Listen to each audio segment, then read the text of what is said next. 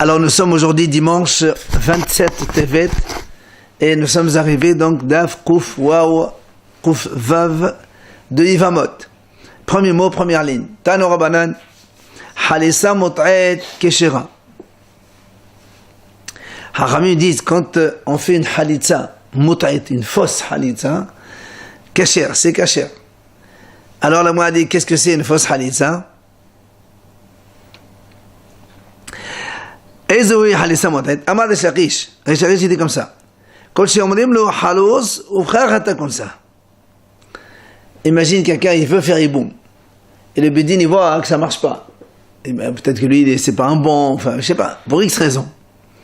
Alors il lui dit, tu sais, fais Halitza, après tu vas te marier avec elle. Or, quand il fait Halitza, c'est fini. Et lui, il sait pas. C'est ça une Halitza, une fausse Halitza. Fais une Halitza, soi-disant, on va lui dire, après tu vas te marier avec elle, c'est bon. Et en fait, après, on va lui dire, monsieur, ciao. Ça, c'est l'idée de Rish Lakish.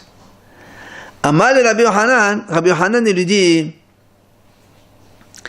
ça marche pas ce que tu dis. Ani Shoné, on a vu nous, Ben Shenet Kavenhu, Velon Net Kavnahi, Ben Shenet Kavnahi, Velon Net Kavenhu, Halisata Pesulat Shit Kavnu Shem Kehad. We'at Amrat Halisata Kshira. Il lui dit, nous on a vu que ce soit le monsieur, il a eu la kavana mais pas la femme.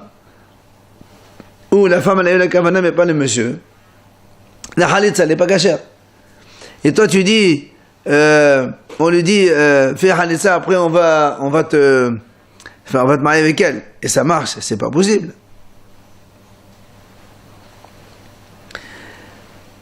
Alors, c'est pour ça que Rabbi Hanan donne une autre idée. Et là, Kol sheomrim lo halos la'al minat shetinten lach 200 zouz. Il dit voilà ce qu'on appelle une halitza mot'ayet, halitza fausse. On dit monsieur, et des fois des gens comme ça, ils sont des fois virulents, ils sont mauvais. On lui dit fais une halitza, il dit non je veux pas. Il dit quoi? Je veux de l'argent. Donne-moi de l'argent, je veux une halitza. Alors on dit d'accord, mais c'est combien tu veux? On te donne 212, de 2000 euros, 20 000 euros. Mais c'est fais halitza, après on te donne. Et après quand il a fait halitza, on lui dit monsieur ciao, on lui donne rien. C'est ça ce qu'on appelle halitza fausse. Taniana miachi, et donc Rabbi Yohanan nous ramène ici une vraie hein. Halitza mot'et keshira, quand on fait une halitza comme ça, elle est kasher la halitza. Et ezohi halitza mot'et, qu'est-ce qu'on appelle halitza donc fausse? Enfin, elle n'est pas fausse, elle est faussée, puisqu'elle est bonne, halitza elle est keshira. Mais elle est un petit, on va dire comme ça, elle est erronée quoi. Il y a une condition trompeuse. Voilà, halitza trompeuse. Celui à qui on dit voilà fais halitza et la femme va te donner 200 zouz. Et quand il a fait la halitza, évidemment après elle ne lui donne rien du tout.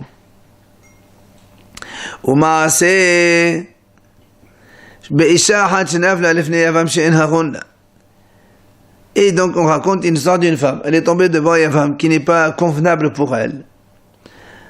Et on a dit au monsieur, allez faire halitza, et t'inquiète, elle va te donner 200 zouz.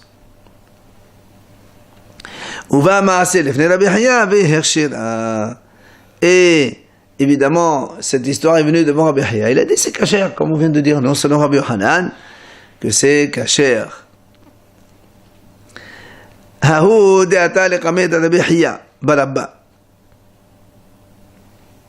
Il est venu à monsieur, donc à Yavam, devant Rabbi Haya Barabba. Amal là, il lui a dit, Biti Amoudi. C'est-à-dire, le rab, il a dit à la femme, alors, Amoudi, lève-toi, va faire Yiboum avec lui. Amrali Imma, sa mère de la femme, elle lui dit, non, Yeshivata zo amidata. Ça veut dire, c'est mieux qu'elle reste comme ça. Elle fait une halitza plutôt que de faire Yiboum avec ce monsieur. Alors, Amal, Yadatle, pourquoi tu connais toi le monsieur pour dire cela? Amale in, elle lui dit bien sûr, je sais pourquoi. Mamunahu de hazala beqab'il minna. Elle lui a dit la femme, donc la mère de la fille, à Rabbi Haya Barabba, et le monsieur en fait, il vise l'argent de ma fille. Il sait qu'elle est très riche. Il veut la prendre, comme ça, il profite de son argent.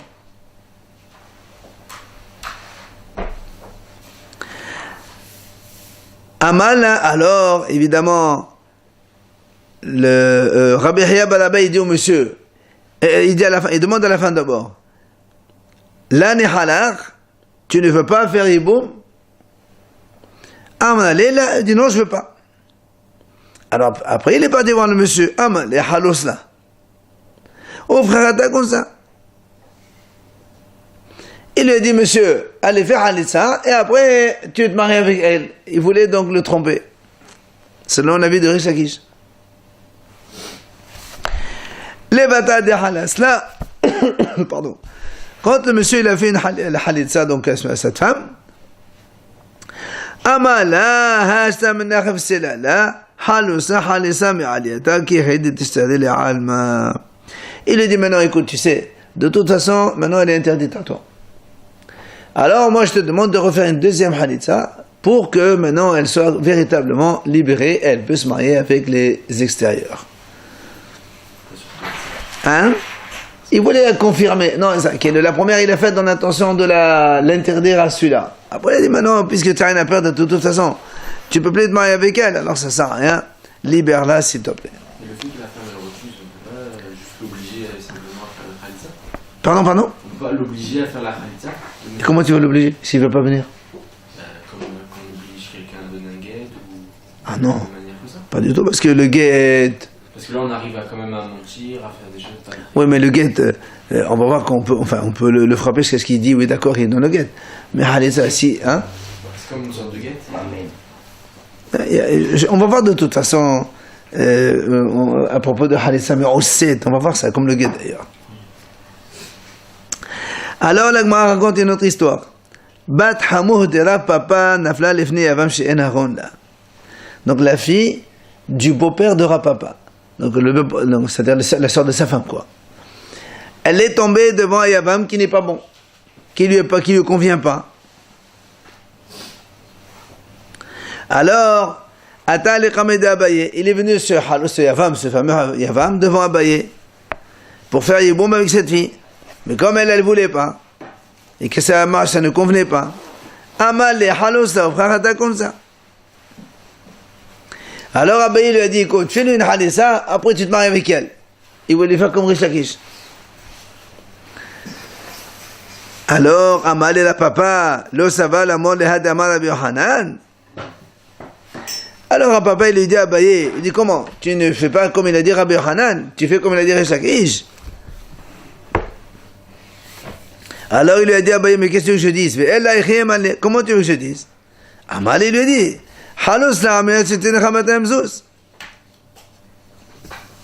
il lui dit, t'as qu'à lui dire, fais-lui une halissa et elle va te donner 200 zouz. Et il a fait comme ça. Les batailles de halas là, après qu'il a fait la halissa, Amal zilhavle. Il a dit à la femme, va lui donner 200 zouz. Amalé, alors à papa, il lui dit à Abaye, Mashtian Bechafdale. Il lui dit, mais elle se moque de lui, comme on a vu tout à l'heure le cas de Rabbi Yohanan, il a dit, donc elle peut lui dire, voilà, tu me fais ça, Hanessa, à cause je te donne 200 zouz, mais après elle ne donne pas. Il lui dit, mais la Tania, n'est-ce pas qu'on a vu ça quelque part, qu'on a le droit de se moquer de quelqu'un de cette façon? Si quelqu'un, il était en train de fuir la prison, il y avait un bateau pour traverser un fleuve. Alors, Amalé, Tol dinar be'avirin, il lui a dit, voilà, je te donne un dinar, c'est-à-dire donc plus que largement le prix de la traversée. Et fais-moi passer. Alors,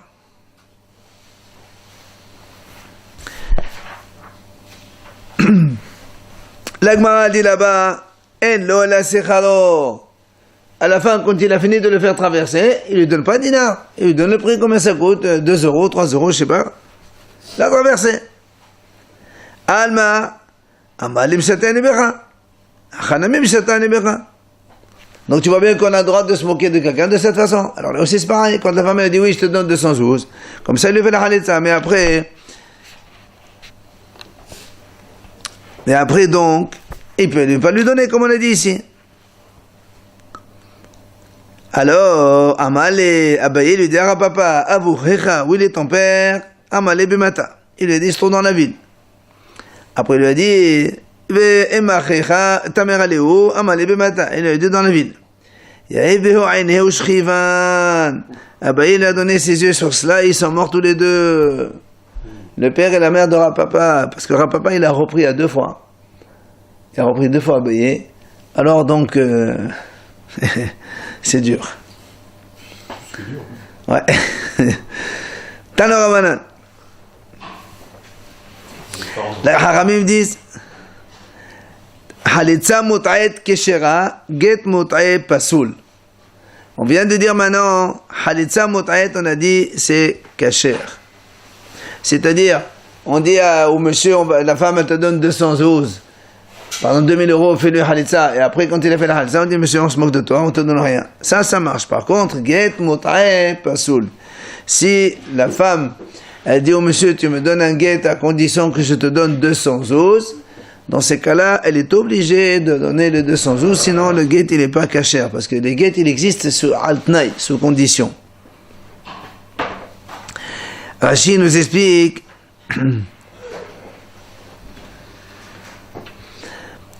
Rashi explique en fait,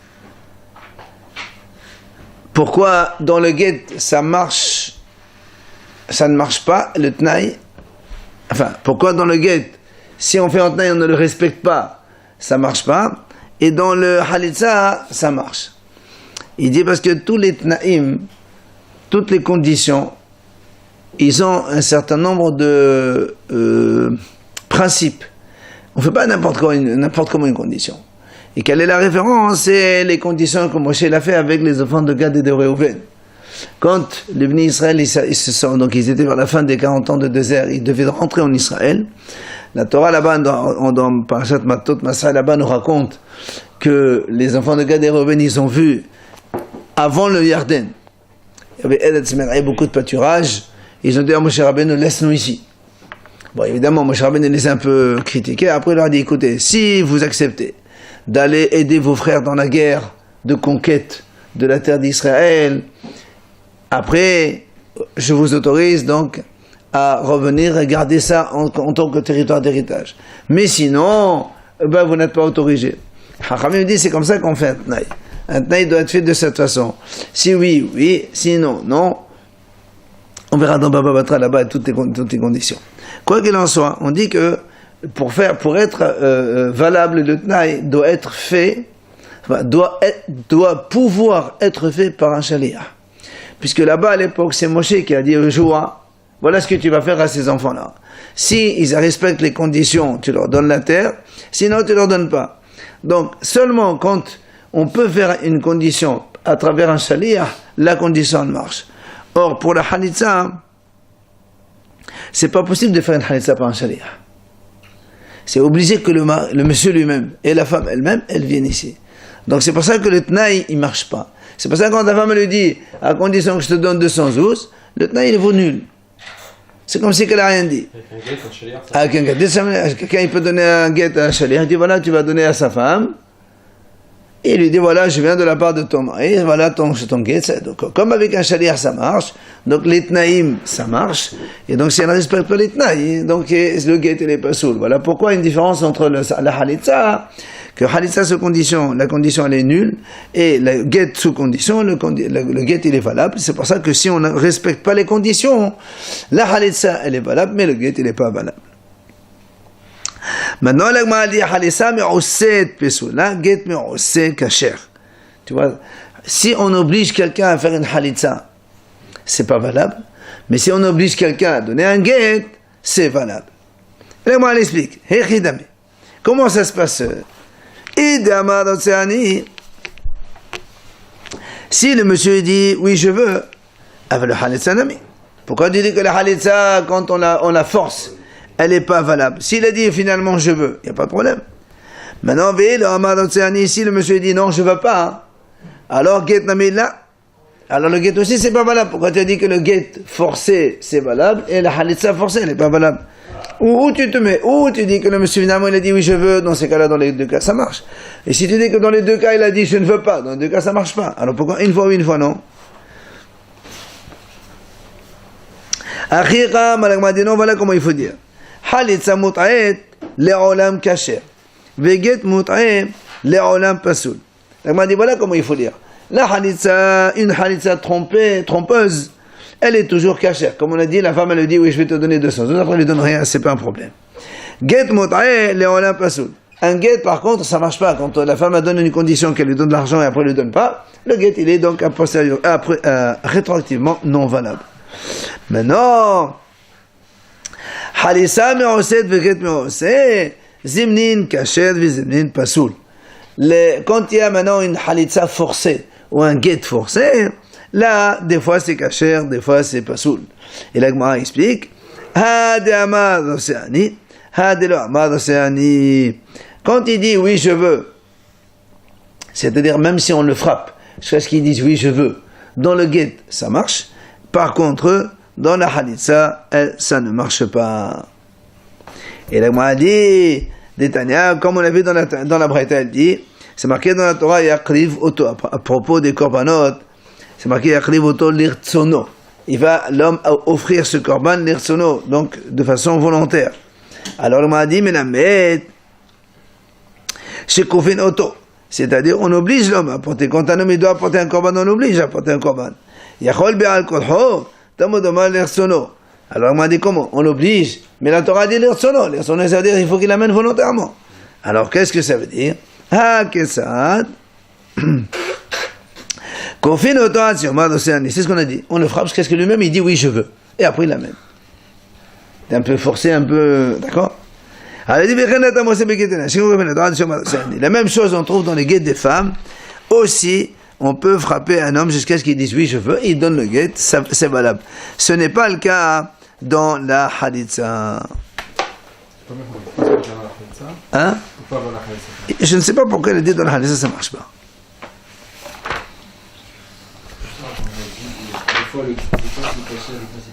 Voilà. Oui ou non? Ah non, dans les deux. Si une Khalitsa il dit je veux. Dans la Khalitsa, si. Non. Forcé, c'est caché. Non, la Gemara elle dit comme ça, elle dit Get me'oseh, v'halisa me'oseh. Exactement, quand il dit oui, je veux. S'il dit oui, je veux, aussi bien dans la Khalitsa que dans le Get, c'est la même chose. Si on le frappe parce qu'il dit oui, je veux, ça marche. Mais si il dit non, je ne veux pas, ben ça ne marchera pas. Pour la Khalitsa. Pour les deux. Pour le guet, ça marche quand on le frappe. Eh ben, la Gemara dit dans les deux, le halissa forcé et le guet forcé. Des fois c'est kasher, des fois c'est pas saut. Quand on le frappe et à la fin il dit oui je veux, ça marche. Mais si on le frappe et qu'il dit toujours je ne veux pas, ça ne marchera pas. Il y a une différence quand même entre les deux. Non. Pour le forcer, non. Amad Rava, Amad Rav Sehora, Amad Ravuna. Il a dit Rava au nom de Rav Sehora, au nom de Ravuna. Holsin af'al pi she'en makirin. Il dit, quand il y a un monsieur et une femme, ils viennent au Beddin. Alors le monsieur dit, voilà, moi je suis le Yavam, elle c'est la Yavama, on vient faire une Halitza. Il dit, même si le Beddin ne connaissent pas le monsieur et la dame, ils leur font faire Halitza. Meman, il n'a pas péché Makirin. Et la même chose, si une petite fille, elle vient au tribunal, elle dit, voilà, moi je vais faire Mioun. Elle n'a pas encore 12 ans, elle dit, je veux faire Mioun, je veux donc sortir de mon mari. Même si le tribunal, il ne sait pas si elle est mariée avec celui-là, si elle est tout ça, il défend, mais il n'y a pas de problème. C'est pour ça que l'Agma a dit, les fichar, c'est pour cela. En kodvin get halisa ela imken makirin, ve kodvin get meon ela imken makirin, de haishana le bedin to'in. C'est pour ça que l'Agma a dit, pour cette raison, les témoins ne peuvent écrire, parce que quand les bedin ils font ça, après on écrit. Comme ça, la femme, elle a son shtar. Comme quoi, la preuve qu'elle a fait une halitza. Et dit, par contre, pour écrire et faire signer par deux témoins, les témoins ne peuvent signer que s'ils connaissent vraiment les deux monsieur. Sinon, après, tu peux faire n'importe quoi avec n'importe qui. D'accord. Même si le tribunal, eux, ils font faire, même si les juges, ils connaissent pas les deux concernés, les témoins, eux, doivent connaître les deux, donc intéressés pour pouvoir signer et donner ce qu'il faut. Aussi bien pour la halitza que pour le me'oun. Parce que justement, des haïchana, les bédines to'in. Sinon, on craint que les bédines ne connaissent pas. Et après, évidemment, il y a beaucoup d'histoires quand ils sortiront d'un truc erroné. Velaba d'idée Omer, ça c'est Rava qui a dit au nom de Rav Sechona, au nom de Ravuna. Mais ça c'est Rava de lui-même, il dit En holsin ella imken makirin, ben memanin ella imken makirin. Lui, de Rava, il dit non, le tribunal ne peut faire le procédé de la halitza que s'ils connaissent réellement le monsieur et la dame, ils savent exactement la situation, et ils sont au courant que donc le mari de la femme il est mort, enfin ils savent tout, ils ont le registre, et donc ils acceptent de faire cela. Ou encore pour la fille, la petite fille qui a été mariée par sa mère ou ses frères, et quand elle veut quitter son mari, elle peut le quitter sans guet, elle fait juste un méoun. Là aussi, le tribunal ne peut faire cela que quand il est au courant de tout ce qui s'est passé auparavant, et donc il connaît tout le registre de la femme et du monsieur. Les filles rares, donc évidemment dans ces cas-là, donc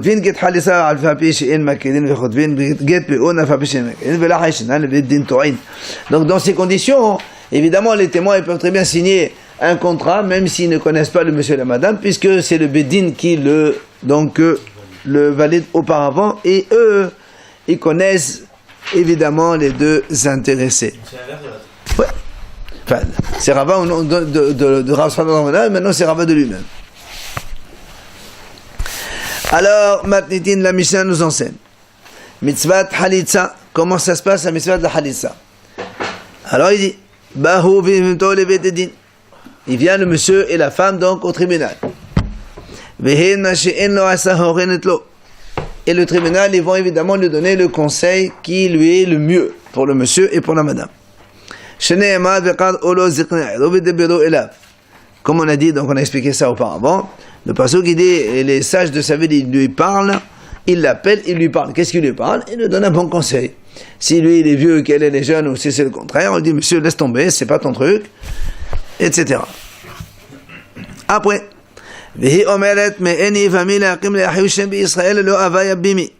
après la femme, elle dit ce pasuk-là. Ça, c'est des psukim de la Torah, donc elle dit, avant. Donc voilà, on va faire tout le processus, donc depuis le début jusqu'à la fin. Donc d'abord, on leur donne un bon conseil tous les deux, et donc on arrive à la halitza. Alors la femme, elle commence. Elle dit, voilà, mon yavam refuse de laisser une descendance à son frère, et il ne veut pas me faire yiboum. Elle dit comme ça. Après, on se retourne vers lui. Et Omer, non, hafasti le karta. Et le monsieur dit, moi je ne veux pas l'épouser cette femme. Et tout cela, ils disent ça tous les deux en hébreu. Évidemment, il faut qu'ils comprennent le sens de ce qu'ils disent, mais il faut le dire en hébreu. Comme le mariage. Quel rapport avec le mariage? Ah oui, non, ça n'a rien à voir. Tu parles français? Non, ça c'est... tu peux pas donner... Parce que dans la Torah, les Kedoshim, ça n'a pas de traduction. Tu peux pas dire sanctifié pour une femme. Ça c'est une phrase qu'on est obligé de prononcer. Oui.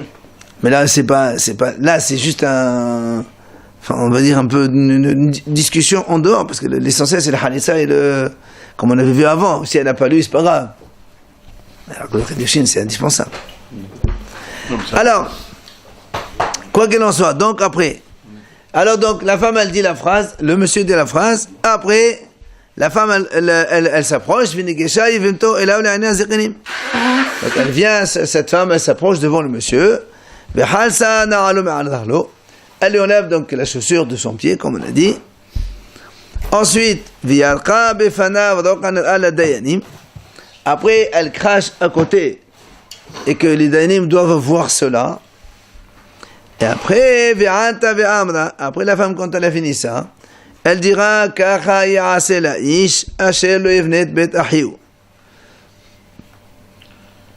elle dira à la femme, ainsi sera fait à l'homme qui ne veut pas construire le foyer de son frère. Et jusque là, les bédines ils font lire donc le monsieur et la madame. C'est des mots forts quand même. Hein? Ah bah oui.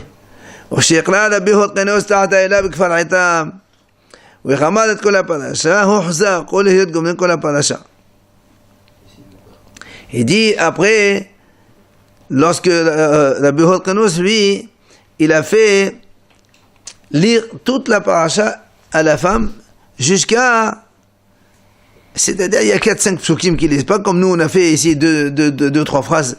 Lui, il a à la fin de la paracha. Il dit, Orzak, on les Gomrin. Maintenant, les Bédines, il faut en finir toute la paracha. Et après, donc, la Torah, elle termine, elle dit, son nom, il sera appelé Bet Halus Hana'al. La Mishnah dit, mitzvah bat dayanim velo mitzvah bat talmidim. C'est les dayanim qui disent comme ça, Bet Halus Hana'al. Rabbi Yehuda Omer, mitzvah al kol ha'omdim sham lo mar Halus Hana'al. Rabbi Yehuda lui dit, non, c'est tous ceux qui sont présents devant. Donc quand ils font ce processus, c'est eux qui disent à la fin, Halus Hana'al, Halus Hana'al. Ça, c'est la Mishnah. Maintenant, Amar Rabbi Yehuda dans la Gemara. Amar Rabbi Yehuda misvat halisa, qor'a ve'qore, ve'holeset, ve'rokaqa, ve'qor'a. Alors, il nous dit comment ça se passe la misvat de halisa. La femme, elle lit un texte, le monsieur, il lit une phrase, la femme, elle fait la halisa, la femme crache, et elle lit une phrase, et c'est terminé. Alors, c'est là où la Gemara dit, Ma'eka mashmanan, matnetini. C'est ce qu'on a vu dans la Mishnah. Qu'est-ce que tu m'apprends? C'est exactement ce qu'on a vu dans la Mishnah maintenant. Haka mashmalan, misvah hachi, ve'afir litlan ba. Il dit non, en fait, Rabbi Yehuda ici, il veut nous dire, Rabbi Yehuda, que c'est comme ça qu'il faut faire a priori la mitzvah, mais si on a inversé le sens, ça n'a pas d'importance. La halitza, elle est quand même valable. D'ailleurs, Tanya Nami Hachi, on a une braïta ici qui nous certifie cela. Ben shehirdim halisa l'edqiqa ou ben shehirdim l'edqiqa la halisa, ma she'asa asouy. Qu'il ait fait la halisa avant de cracher, ou que la femme ait craché avant de faire le déchaussement, dans les deux cas, c'est valable, la halisa, elle est correcte. Amar Abaye.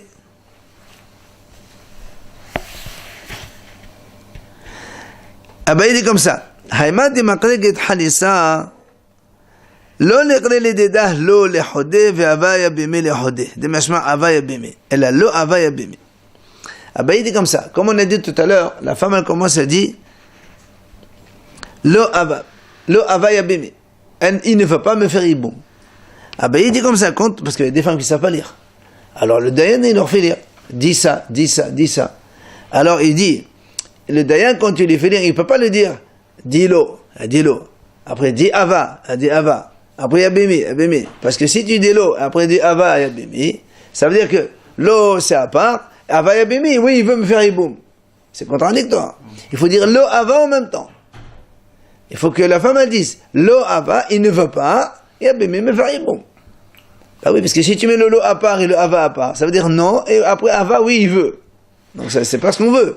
Donc c'est pour ça que Rabbi dit, il faut qu'on fasse lire à la femme bien comme il faut. Donc dans les mots, celui qui fait lire le processus de la haditha à la femme, là il va pas lui faire lire à elle la lo le hodeh, lo d'abord tout seul, ve abaya bime le hodeh tout seul. Non, parce que sinon des masma abaya bime, ça veut dire que oui il veut. Elle a lo abaya bime, il faut lui dire les trois mots en même temps. Lo abaya bime, elle répète. Ça, c'est pour la dame. Maintenant, la même chose pour le monsieur. Là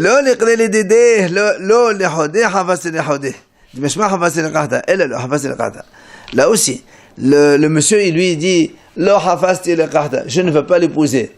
S'il lui fait lire l'eau tout seul, après, oui, je veux la prendre. C'est contraire de ce qu'on est. Alors, il dit non, les trois mots en même temps. Comme ça, le sens, il est bien, je ne veux pas la prendre. Rava Amar, Rava il a dit, Afsuqim il-tahi wa afsuqim il-talit-lamba. Rava il dit,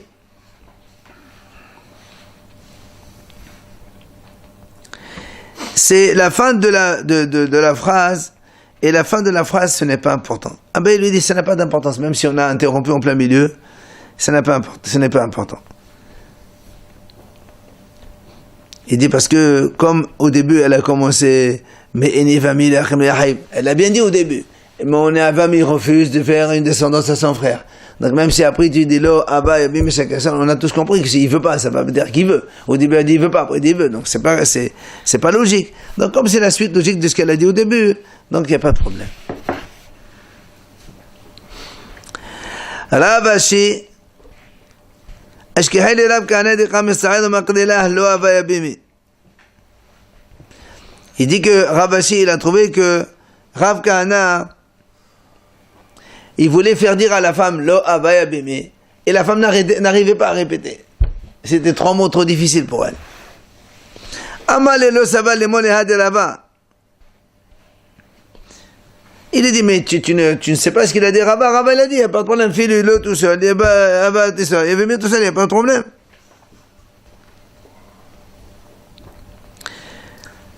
Alors, Amale, modèle Rava belo Abba Yabimi.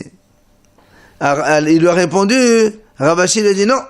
Rava, même s'il a dit, on peut couper les mots, pas le Abba Yabimi. C'est-à-dire lui, Rava, il a dit, quand on peut couper la phrase en 3 ou 2, c'est dans lo havas le karta. C'est parce que le monsieur au début, il a dit, la femme a dit, il veut pas m'épouser, et le monsieur dit, oui, je veux pas l'épouser. Alors il dit, dans ces cas-là, le monsieur, quand il dit non, c'est la suite, la réponse à la femme. Donc c'est sûr que même si tu coupes les mots, c'est pas grave. Mais pour la femme, quand elle commence, il veut pas m'épouser, on est obligé de faire les 3 en même temps.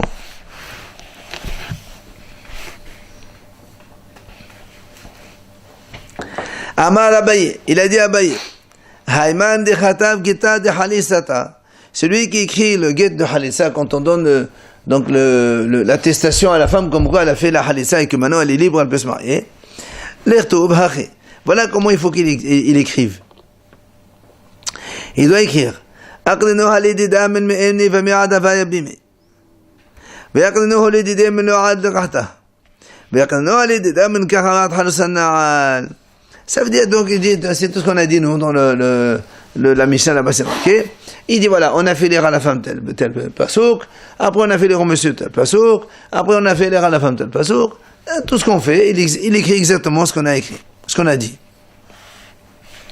En fait, ce qui veut dire par là, c'est que même si il écrit pas, parce que normalement, c'est marqué que on n'a pas le droit d'écrire un pasouk entier. On n'a pas le droit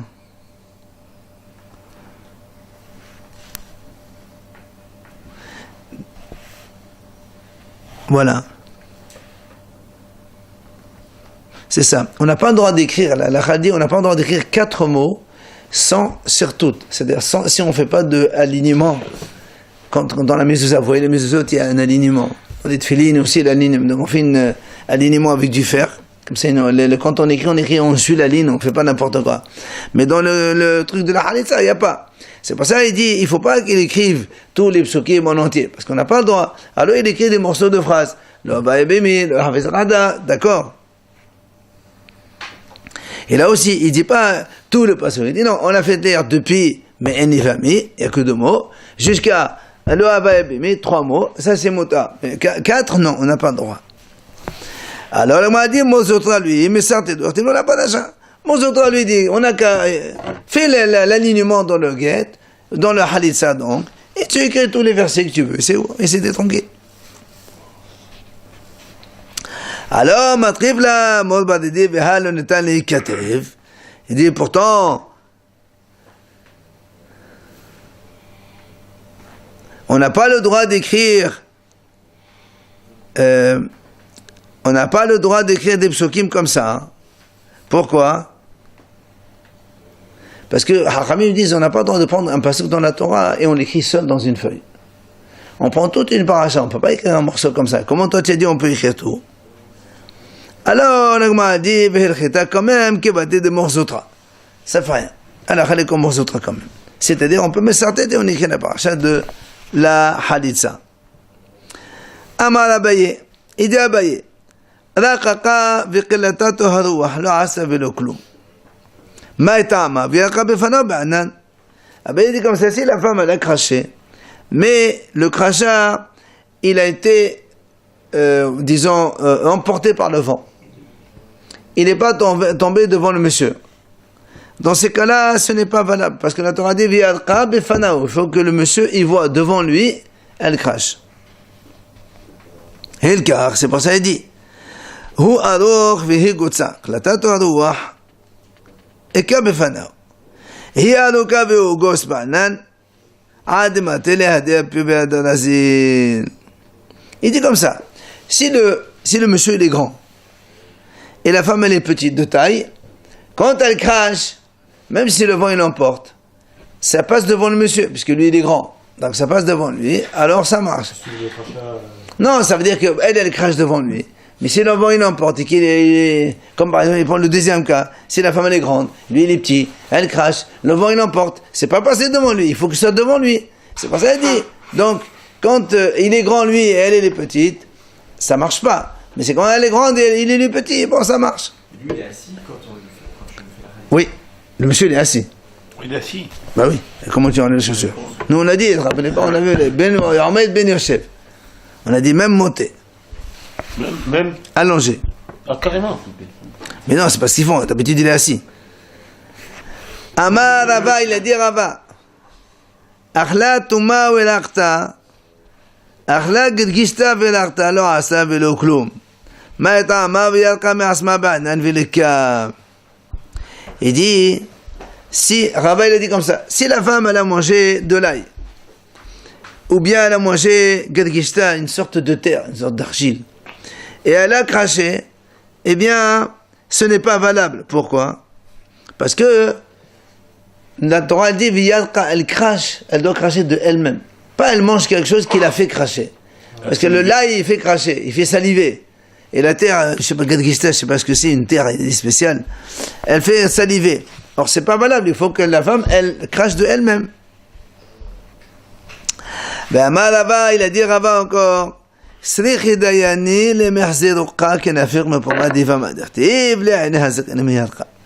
faut que les dayanim, ils voient comment le crachat il sort de la bouche de la femme, comme c'est marqué devant les sages du tribunal.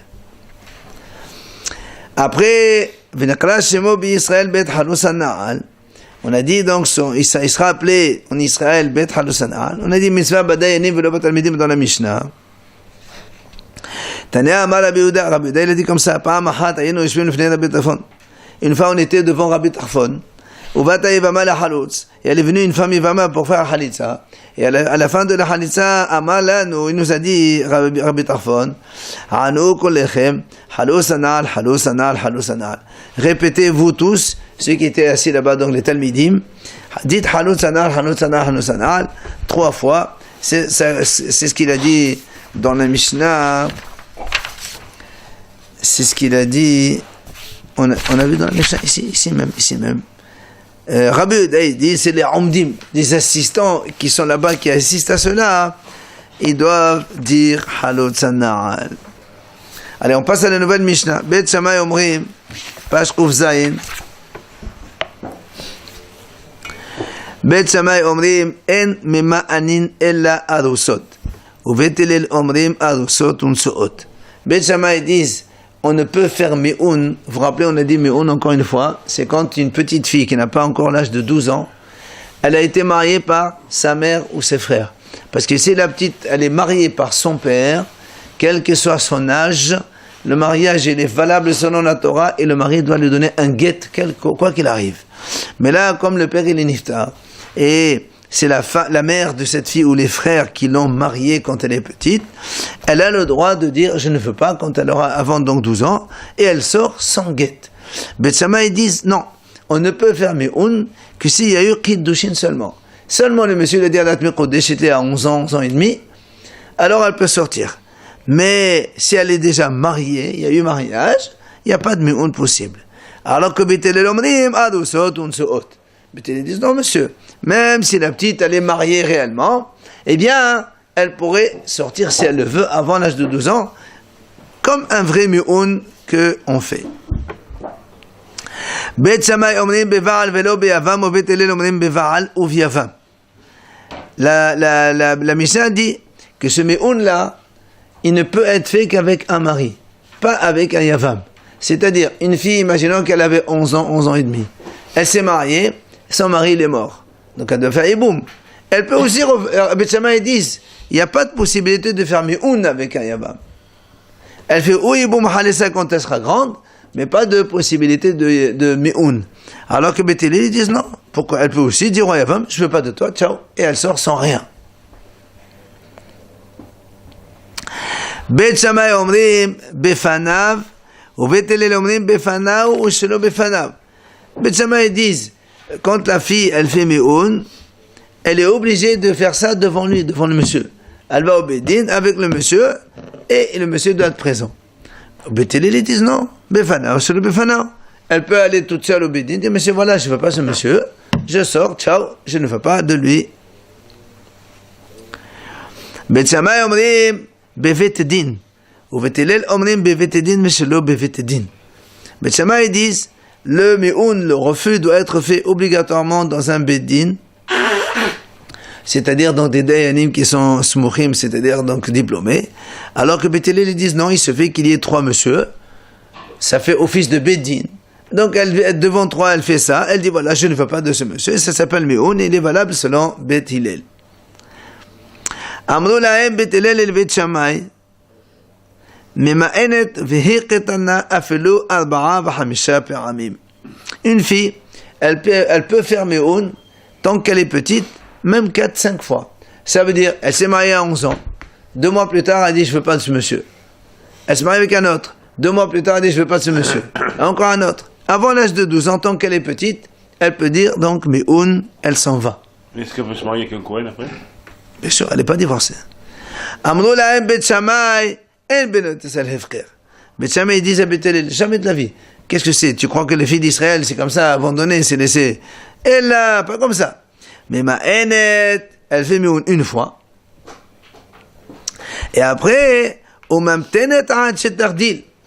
Après, on attend qu'elle grandisse. Après, elle va pouvoir. Il y a une parenthèse ici marquée, elle refuse, mais en fait elle a déjà refusé, on verra dans la Gemara ce que c'est ce mot-là. Mais elle pourra se marier. C'est-à-dire une fille qui a été mariée à 11 ans, si à 11 ans et demi elle décide de partir de son mari, elle peut plus se marier. Il faut on attende qu'elle grandisse à 12 ans. Après elle se marie, donc quelqu'un après, si elle veut sortir, après ce sera le guet, donc obligatoirement. C'est quand ses frères, sa mère, il la remarie plusieurs fois, c'est ça? Absolument. Avant, c'est pas elle toute seule. Ah ben non, elle peut pas se marier toute seule à 11 ans. Mi'oun, c'est quoi Mi'oun? C'est quand Refuser. Hein? Refusé.